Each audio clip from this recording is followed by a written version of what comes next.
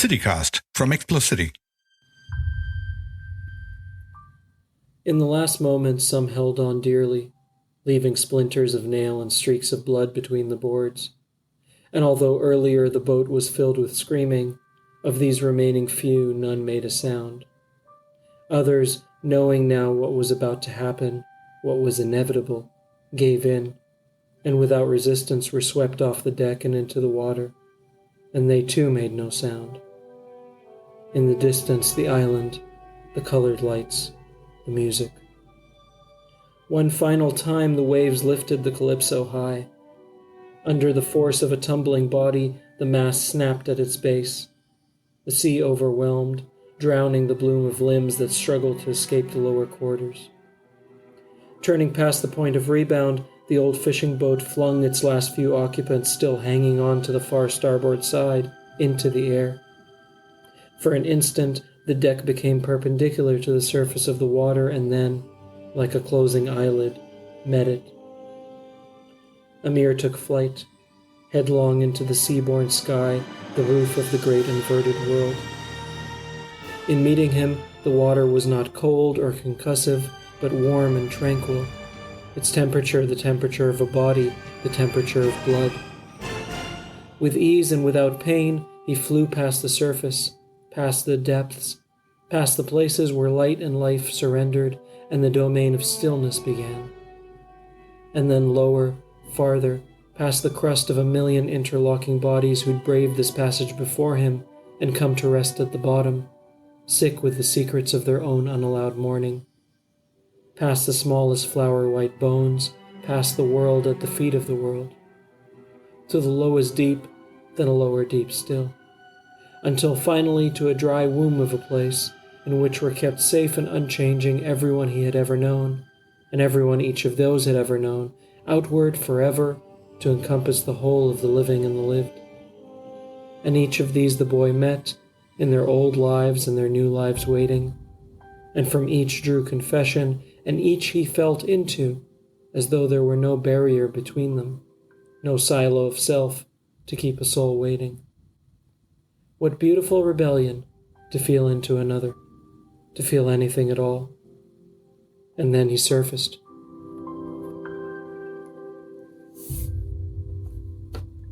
What is literary fiction?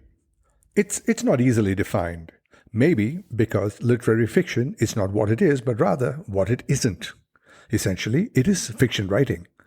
But it doesn't fit into any genre like crime or romance or horror or science fiction or other what-have-you genres. Another characteristic of literary fiction is that the story is driven by the protagonists or the characters and not by a plot. The story can speak of humanity, embrace a philosophy, dwell for pages on describing something that may well be inconsequential to the subject, and indeed stray very far from whatever plot or path it may have charted for itself. You read literary fiction for the journey that you make from cover to cover. It's not necessarily a whodunit such that you get to the end of the book only to find out that the butler didn't. And because literary fiction doesn't conform to any one genre, and it isn't formulaic, it is considered an art form, a higher form of literature. Which then begs the question, is genre-based literature somehow mass media? Well, despite loud protestations to the contrary, the Nobel Prize for Literature has gone mostly to writers of literary fiction. To wit, literary fiction is not written with the objective of entertaining or educating or informing or amusing the reader. It calls for the reader to rise to the level of its prose. My guest today is Omar Akkad, a craftsman if I ever read one. A few writers, very few, have begun their careers by making a mark. Omar is one. Omar's first book, American War, a dystopian novel set in the future, deservedly won awards and rich accolade. Omar's latest work is a novel called What Strange Paradise. It is the story of a young Syrian refugee. The narrative alternates between his journey on a refugee boat and what ostensibly happens after it washes up broken on a shore in Greece.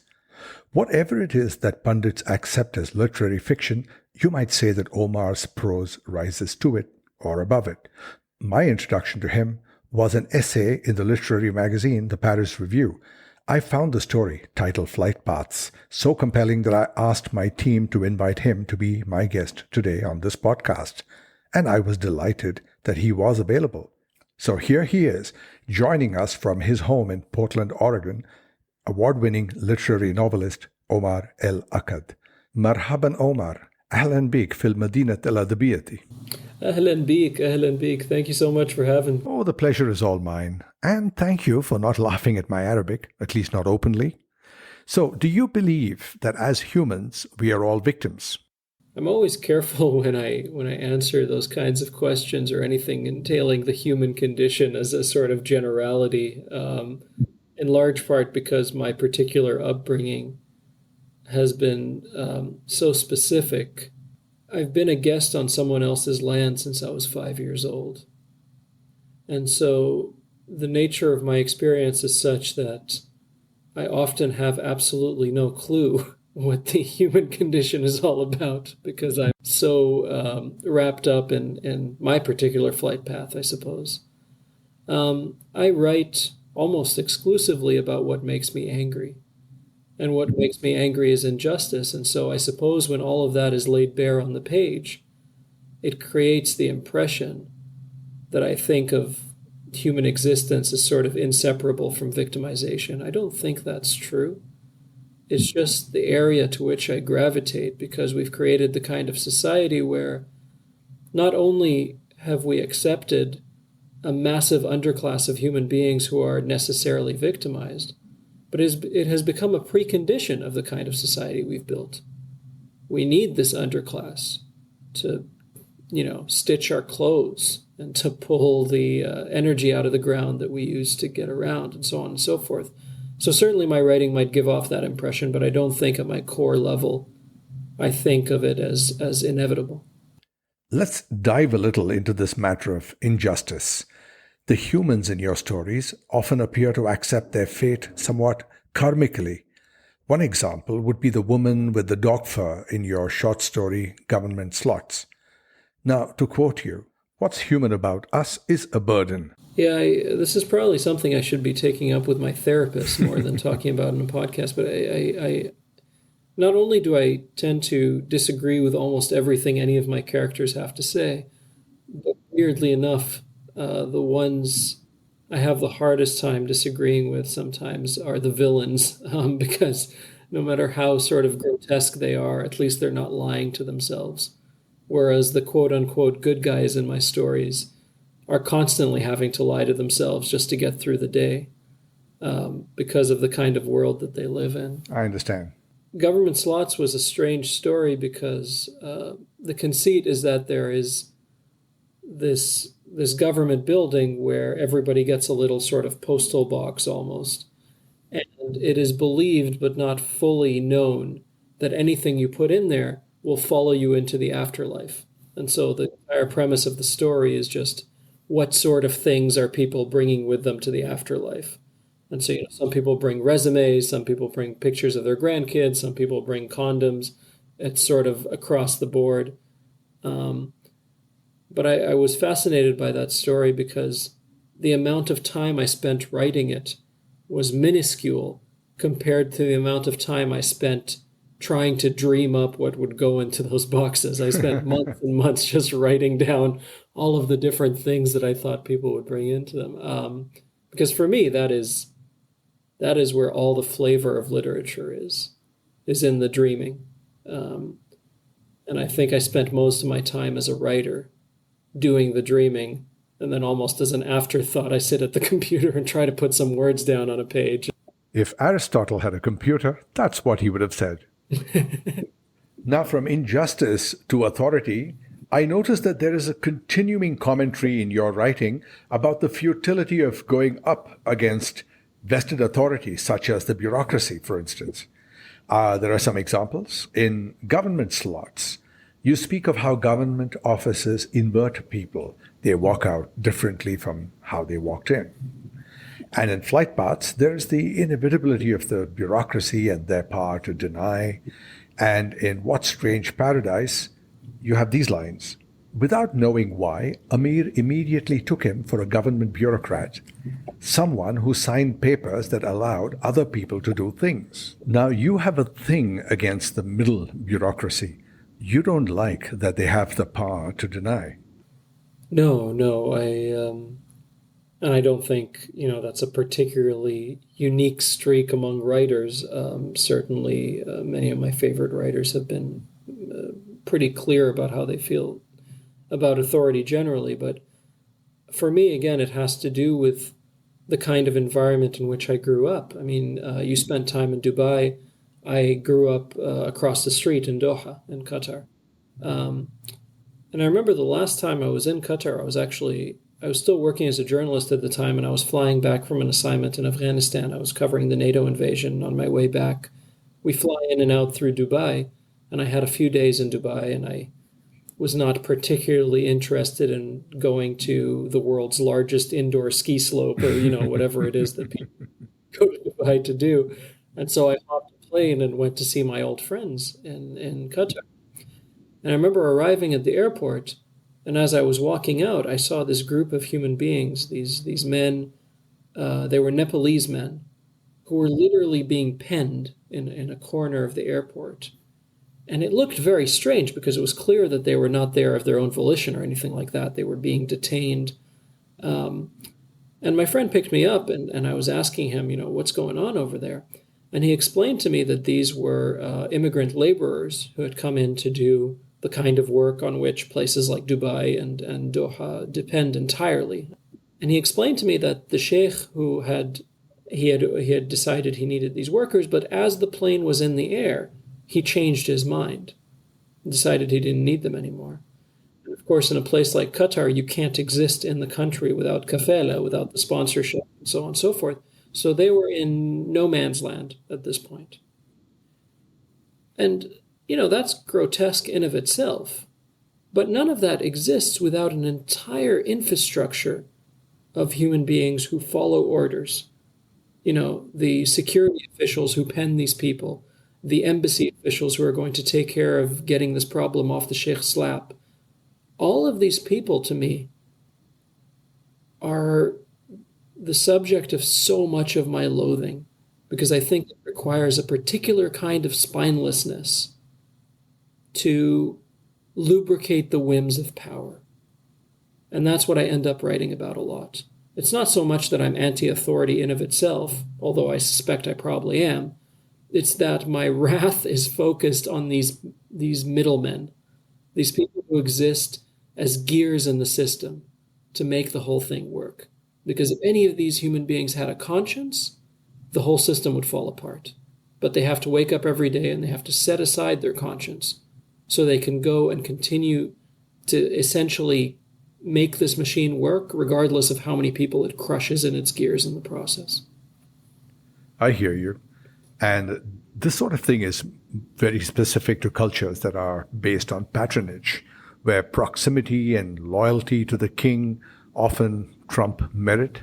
And I imagine that Qatar, like many places, has to keep its culture and heritage going in the same breath as they speak of modernization and globalization.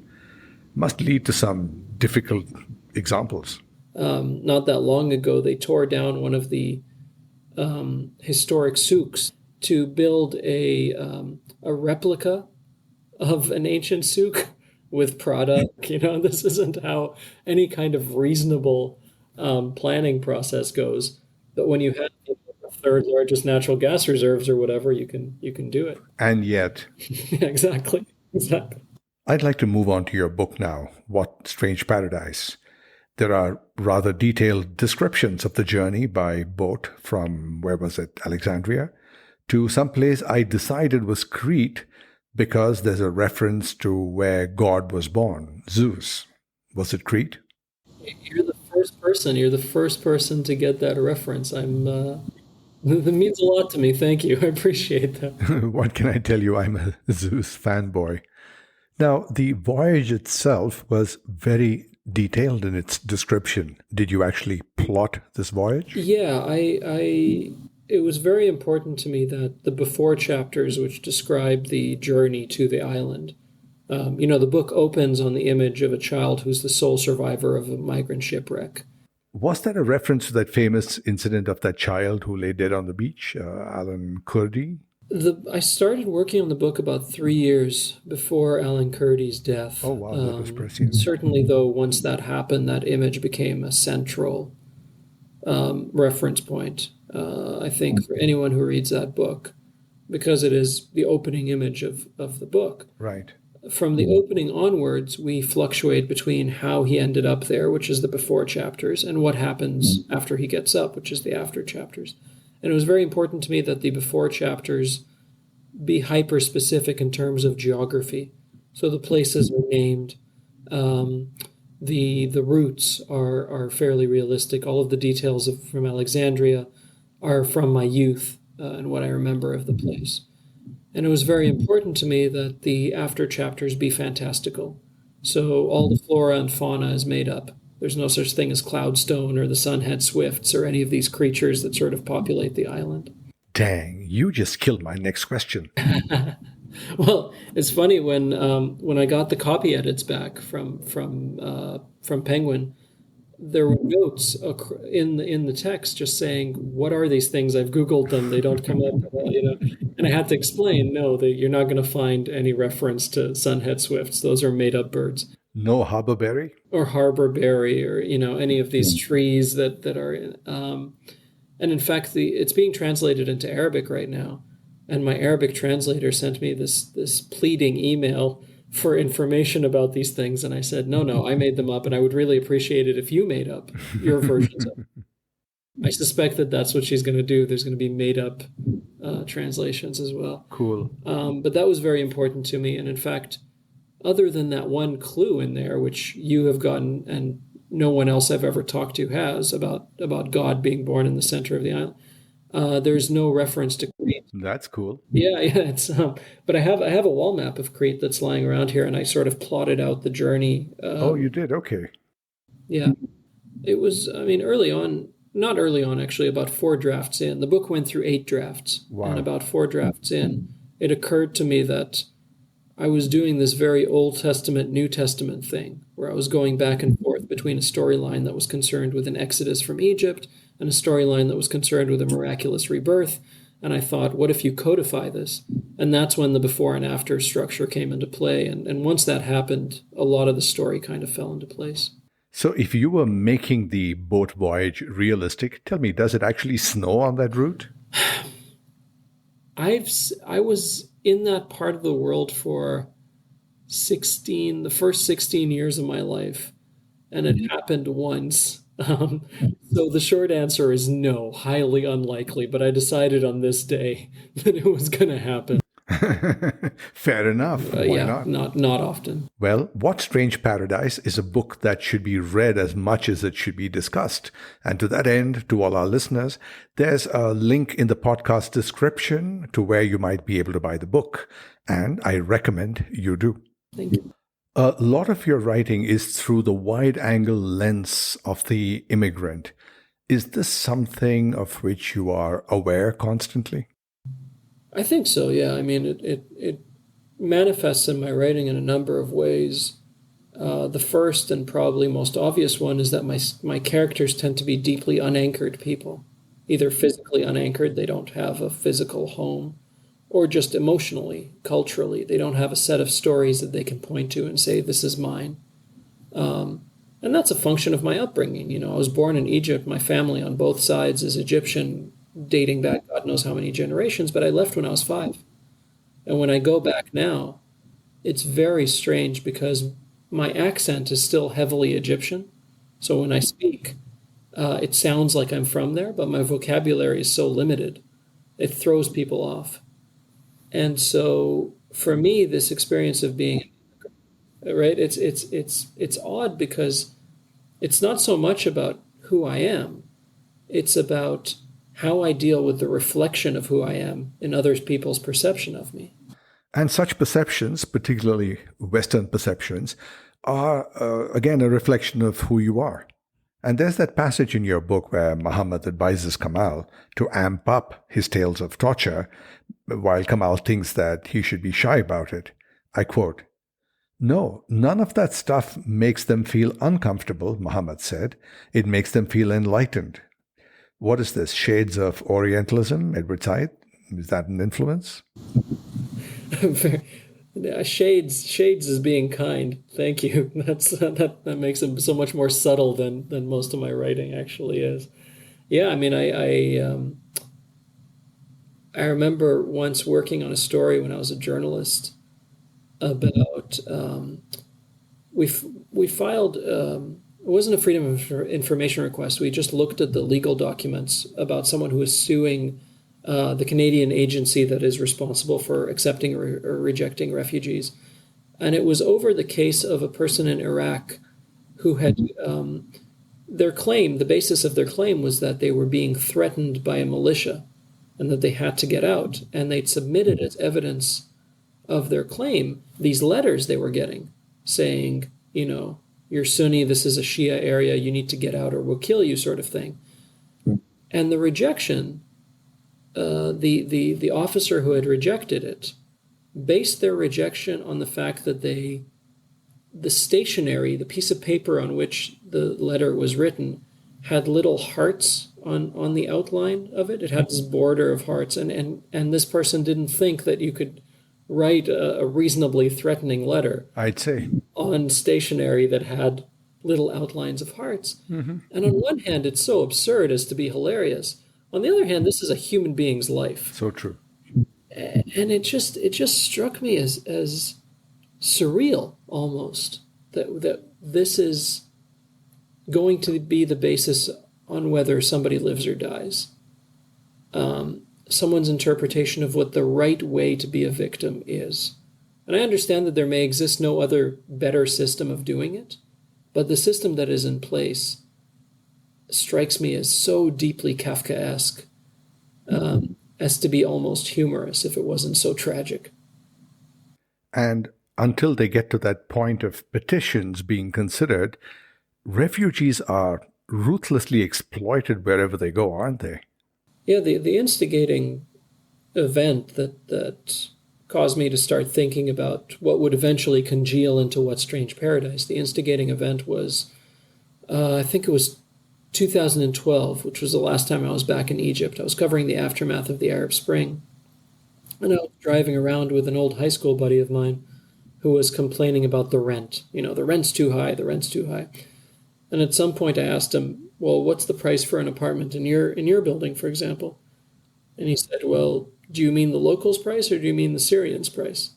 I said, well, what the hell is the Syrians' price? And he said, well, we've had this influx of people coming in recently, and you can charge them 3 times as much. I mean, they have no choice. What are they going to do? Go somewhere else? And just the casualness of that, and it wasn't just apartments. It was you go down to the fruit and vegetable vendor down the street, they hear your accent. They put 2 and 2 together and they realize they can gouge you. In the traditional sort of mode of thinking about exploitation and storytelling, it's always the powerful doing this to the weak. But this wasn't that, or it wasn't exclusively that. This was the weak exploiting the weaker. Then shouldn't we presume at this point that this is the fault of society at large and not the work of one guy? Now it's an entire system. Because these people, the guy who runs the fruit and vegetable stall needs to put a roof over his kids' heads. And this is part and parcel of them doing that, is exploiting someone who has even less than them. And so at that point, it's no longer an individual failing. It's, in addition to that, a societal failing.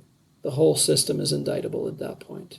And it was actually after that incident that I started sketching out what eventually became, many years later, What Strange Paradise. You returned to Egypt as a journalist to cover Arab Spring. Could you deal with that story dispassionately? Not really, no. I tried. I probably failed.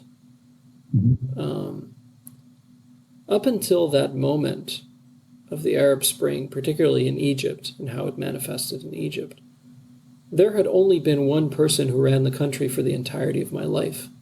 Hosni Mubarak became president shortly before I was born, and effectively up until my 30s, basically, was running the country. And so you become conditioned to thinking of your place of birth a certain way, in a way that I think is much too static to be healthy for any society. And then suddenly you see the potential for change. And one of the things I did, which, to be perfectly honest, I quite regret now, although I shouldn't, but is I let myself believe. When we talk about revolutions in the abstract and the Les Mis model of overthrowing the system and so on and so forth, there is an immense catharsis. But revolutions tend to be brush fires. They sweep in and they burn what's there, but the root systems largely stay intact. And that's what happened in Egypt. Yes, they deposed the figurehead, and there were elections for a new president and so on and so forth, but the entirety of the system lives underground. It lives in these middle managers. It lives in the random judges who were appointed by the previous administration. All of these folks that are not worth toppling. You don't go and topple a clerk in the ministry of whatever. That's not how it works. And I think that was the downfall in the end, was this sense of, oh, we've gotten rid of the guy whose face is on all the billboards. Okay, who painted those billboards? Who approved them? Who put them up? So on and so forth. All those folks were still there. So that was one situation that I had a real hard time being objective about, and I put objective in giant quotation marks, obviously, but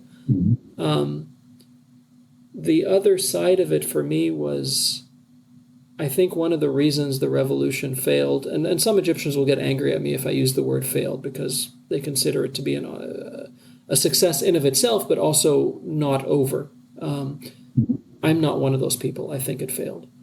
And I think one of the reasons it failed is because there exists a sort of middle class, upper middle class, a huge chunk of Egyptians who simply wanted order and calm, and they wanted things to be predictable and were willing to put up with any kind of dictatorship or authoritarianism so long as the guy down the street who used to beg them for change and call them sir or madam would never get uppity again and think that because of the revolution they now didn't have to treat them with that kind of reverence and so on and so forth. And these people were quite happy to have the military come back into power. With respect to me as a journalist, I can cover that. But also I know that some of my own family members fall into this camp. And it makes it real hard to contain and shape and set aside that anger to write an objective piece of journalism. So those were all issues that I had in Egypt that I really didn't have with the same level of intensity in any other story I covered. And then let's talk about the other side of Egypt. Egypt has been the breadbasket of literary traditions in the Arab world. How much of that sits on your shoulders? Yeah, my father was a huge, huge fan of Arabic literature in general, but had also grown up inhaling everything Egypt had to offer, and by mean, in the way of culture. The first story I ever heard about literature as a kid was about my father's own childhood. He grew up in a neighborhood called El Hussein, which is one of the older neighborhoods in Cairo. And I think it was on Thursday nights.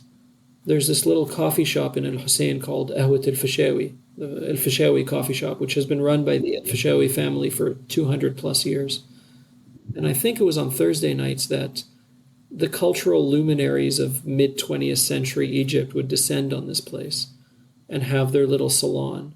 And at the center of this for the longest time was Naguib Mahfouz, who's perhaps the most famous Arab writer of the last 100 years, the only Arab to win the Nobel Prize in Literature. And he would sort of hold court.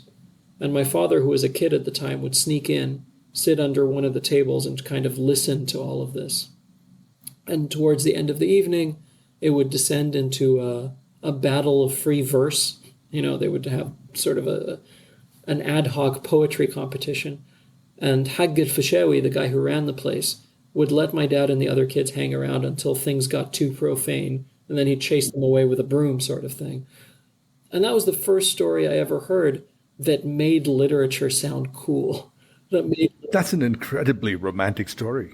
Exactly. Like, do I have any idea if any of this ever happened or if my dad was making it up? I suspect it really did happen, but it's sort of, I think you need the text, but you also need the subtext. And I got the text. I was in love with books from an early age, and I would go into the library in my school and steal the books with the little red sticker on them, which meant that they were not for the younger kids, and I was one of the younger kids, so I would sort of snatch them just in inherent rebellion. But I also needed that story about the aftertaste of literature and the sense of being in the world of literature. And that was one of those stories. So for me, that was, I think, the first time that I thought of writing as something that is just, there's an element of magic that runs through it because you could hold court. And someone like my father, who to me was the entirety of the world, would sit there at your feet and listen to you. How amazing do you have to be as a human being for that to happen, which, every kid feels about, or at least a lot of kids feel about their parents. So all of that was there from an early age and was very much intertwined with Arabic literature. Ironically, because my parents put me in British and American schools from a young age, my Arabic was horrible. And up until essentially my 30s, I didn't pay much attention to the negative space of my knowledge of actual Arabic literature. And it's only recently that I've tried to sort of make up for that. And how's that coming along? Better than I ever thought I would. Oh, that's good. Yeah. It is a comforting thing to go back to that place. So is that your happy place? Oddly enough, my happy place very specifically it's not writing. I despise writing because writing, all my insecurities are staring me in the face. Right? It's my happy place is having written. On the other side of sitting down and writing is the most cathartic sensation, and I derive the vast majority of my sense of self-worth from having written. Well, here's your other happy place. Everything that you write seems to win an award.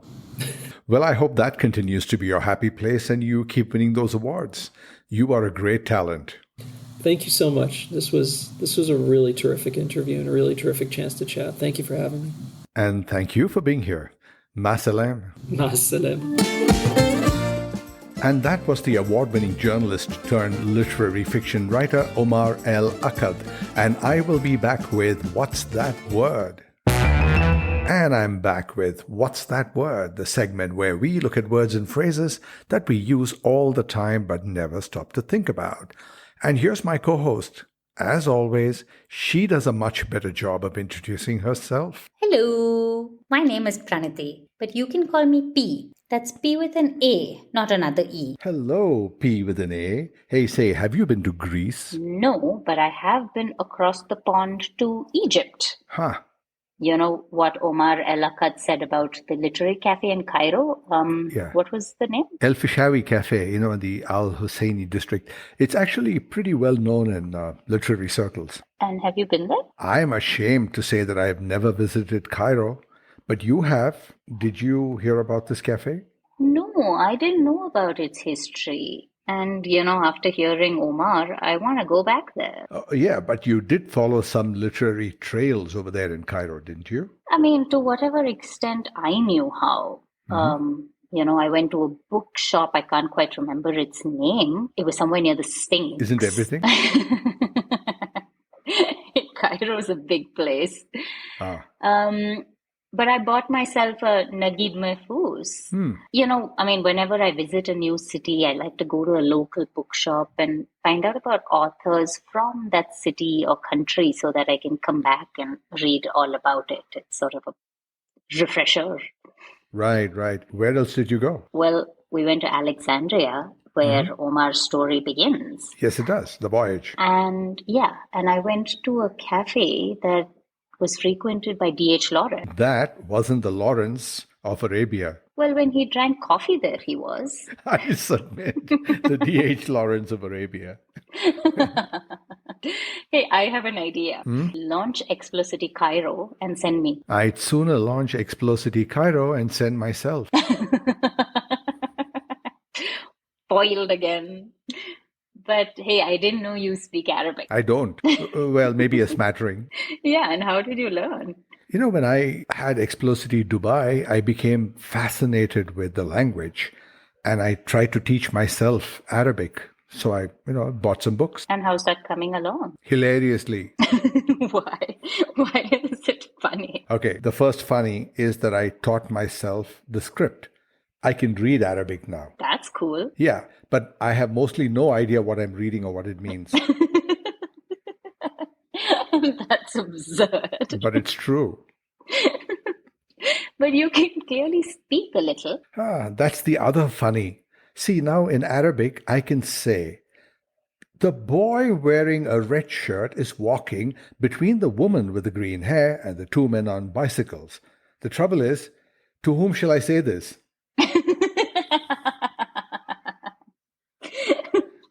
That's funny, but it's impressive nonetheless. Well, okay. We have a few thousand listeners from the Pan-Arab region, and I'm quite sure that my Arabic today was their comic interlude. Oh, modesty sits so uneasily on you. Oh, really? Okay, P with an A, what's that word? Well, today we have a question from a listener. Do we? And I believe you know each other. Oh, I do? Who? Who is this? Vikram Satyanath. Yes, I've known Vikram for years. He can teach us a few things, I dare say. That's cool. Well, Vikram commented that he has heard people frequently mixing up toe the line and TOW the line. Oh, and I've heard that too. That's toe the line. That's a very interesting phrase, actually. So let's get started.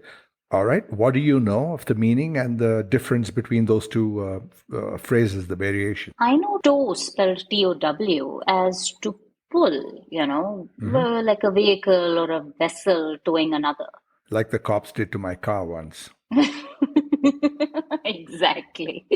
Except that TOW, the line, makes no sense. I mean, a tow line is used to tow something, tow a car. You don't tow the line. Totally right. That makes no sense. Right. But TOE, the line, that's tow with an E. Continue, P with an A. Toe the line means to obey or conform to a rule, as in if employees don't toe the line, they will be fired. That's chilling. You must be great fun to work for. The line must be maintained. Ooh. And now the etymology, if you will, please. Okay, but first, let's dismiss the toe, T-O-W, the line, as a misspelling and no more. Right. Now, as usual, there are conflicting theories among etymologists on the phrase. I wonder if they came to blows on this. Speaking of which, how do etymologists fight, I wonder? With quills? Do they hurl mixed metaphors at each other? Do they claim that Kenny G plays jazz? How absurd. I agree. Kenny G, jazz. Anyway, the most popular story about the phrase is one that involves British Parliament. You see, there's a pair of lines painted on the floor that separates the two front benches in the House of Commons. Right. And the rule used to be that during debates, members could not step across the line on their side of the floor. And these two lines were 2 sword lengths apart. Now, this dates from a period when British members of Parliament wore swords and the line kept them from killing each other. So, if a debate got too hot, the speaker would tell members to toe the line. Now, tourist guides and some books on, phrase histories and word histories tell visitors that this is the source of the expression toe the line. But it isn't. For one thing, there is zero evidence that British members of Parliament were allowed to carry their swords into the House of Commons. So, that's what I thought. Toe the line originates from men lining up on a line, one that's on the ground, like a line in the ground, in readiness for a task or for a race or some such, where a group of people needed a single starting point. Right? Mm-hmm. Right. So the earliest known use in print, however, was in John Railton's book that was written in 1738. Now, the full title of this book is The Army Regulator or the military adventures of Mr. John Railton, giving an account of his particular services in the Horse Grenadiers, the Dragoons, the Foot, and the Train of Artillery. Wow, that's some title. Well, in that book, an officer who is lining up the ranks of soldiers says, "Silence, you dogs, toe the line." What a letdown. Dragoons had such a romantic ring to it. I think you're talking about unicorns and dragons, not uniforms and dragoons. Well, anyway, the phrase has since been applied variously to lines on the ground, but also metaphorically to the business of conforming to a set of rules, which is how we began this segment. Right. But there's also an interesting aside to this. And that is? The phrase "up to scratch." Oh, really? How? So the word scratch should be taken to mean the same as line. So a race, for example, began with the racers assembling along a scratch on the ground, which was a line on the ground made by scratching with a stick or a sword or chalk. So the question, "Is he up to scratch?" simply meant that if someone was ready to take his place and toe the line. Well, that is fascinating. I did not know that. Yeah. So, P with an A, are you up to scratch to toe the line? Yeah. Well, all this talk of gin has made me up to scratch for a tall one. What talk of gin? Bye. And that's our show, episode number 30. Thank you so much for being here and for listening. But before you go, just remember to smash that subscribe button on wherever it is that you listen to podcasts, so you never have to kill yourself for having missed an episode of The Literary City. Have a great week. See you again next Wednesday.